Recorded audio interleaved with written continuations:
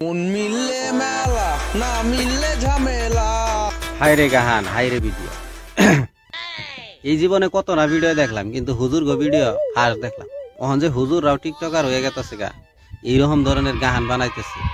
হাইরে হাই, দুনিয়া বানার বেশি দিন থাকবো না। তারপরে কি হুজুর কইন? মন মিললে মেলা, না মিললে ঝামেলা।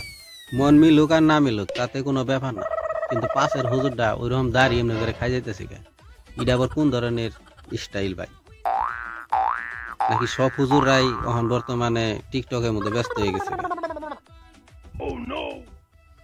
তোরা অল্প ভালো হ, ভালো হ, তগো উপরে নির্ভর করে এই সমাজের মানুষ। বর্তমানেও তগো সম্মান করে।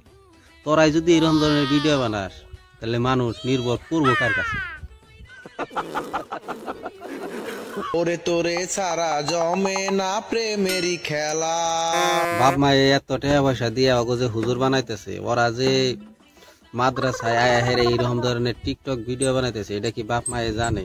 ওর বাপ মায়ের ঠিকানা যদি কেউ জানে থাকো, তাহলে খবর দাও। হ্যাঁ ভাই, ঠিক আছে, 100% ঠিক আছে। বোন, আমরা হুজুর মানুষ, প্রেমে পড়ি না। যে তোমার পোলাহান পুরাপুরি পাগল হয়ে গেছে গা। ফুল টাইমে ওরা টিকটক সোশ্যাল মিডিয়ার মধ্যে ব্যস্ত থাকে, আর হাফ টাইম অল্প টাইম ওরা হইলে ওই যে পড়াশোনা করে।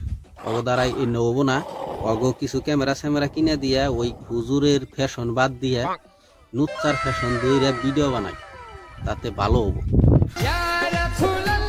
স্বপ্ন পূরণের ট্রেনে উঠছিলাম আমি, আমারে তারা নামাই দিছে। मारो मुझे, मारो मुझे, मारो।